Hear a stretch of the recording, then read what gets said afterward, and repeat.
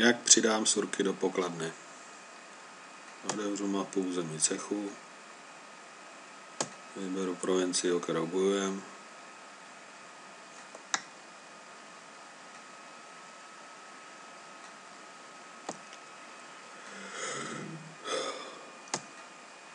vyberu sektor, číslo tohle sektoru je 3913.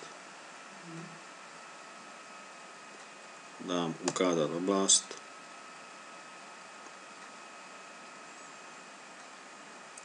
Vidím tady, že mám 5 slotů obrany obsazených. Už je máme plný.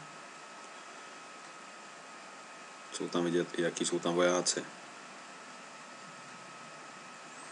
Pokud nemám plnou armádu, tady připravenou mám jich jenom 7.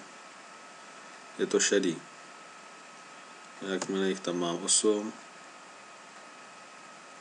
můžu odevřít slot.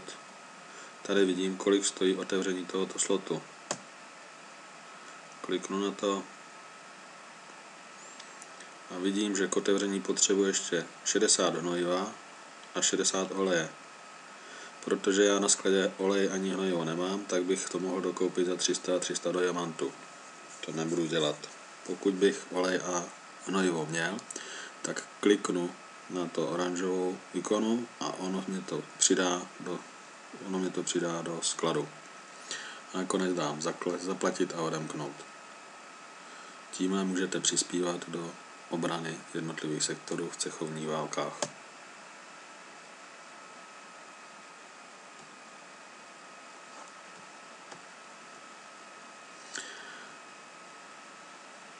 Je upozornění. Nemá smysl přispívat do sektorů, které nejsou ohroženy. To znamená, má plný obrany je potřeba mít pouze v sektorech, které sousedí s nepřáteli. Tento. Sektor 3012 sousedí s bratrstvem a s tím máme koalici, takže tam není potřeba utrácet suroviny a vojáky. Ještě jedna věc. Radnice, to je toto, se může přesunout jenom jedenkrát za den. Radnice má 75% bonus v obraně a v útoku. Radnici nepřesunujte. Další sektor můžeme napadnout jenom v případě, že máme plný sloty v celém sektoru, anebo že ten sektor sousedí s radnicí. To znamená, ve chvíli, kdy porazíme 2914 a obsadíme ho, a ve chvíli, kdy budeme mít plný sektor 2913, tak zaútočíme na sektor 3014 a když do něj umístíme radnici, tak můžeme obsadit tento sektor. Ještě další upozornění. Pokud zaútočíme na sektor, v kterém už je radnice, a ten cech má pouze obsazený 2 sektory,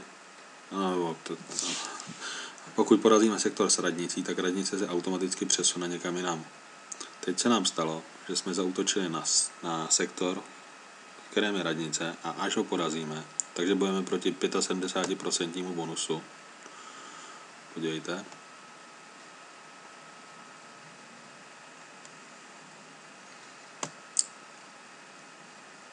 Ještě zbývá 4, 7, 9 útoků, ale obranná armáda má 75% bonus. Pokud teď porazíme radnici, tak se automaticky z sektoru cechu Hamster přesune do tohoto prostoru, kde má Hamster v téhle chvíli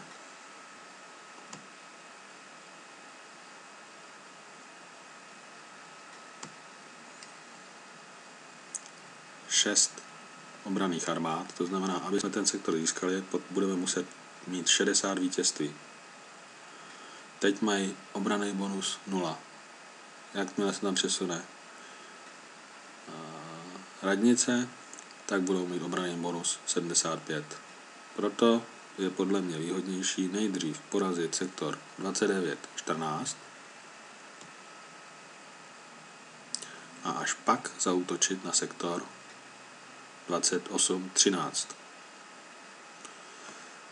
Tady běží hodiny, kdy se přepočítávají, kdo který cech co dostal a otvírá se možnost zaútočit na další oblasti.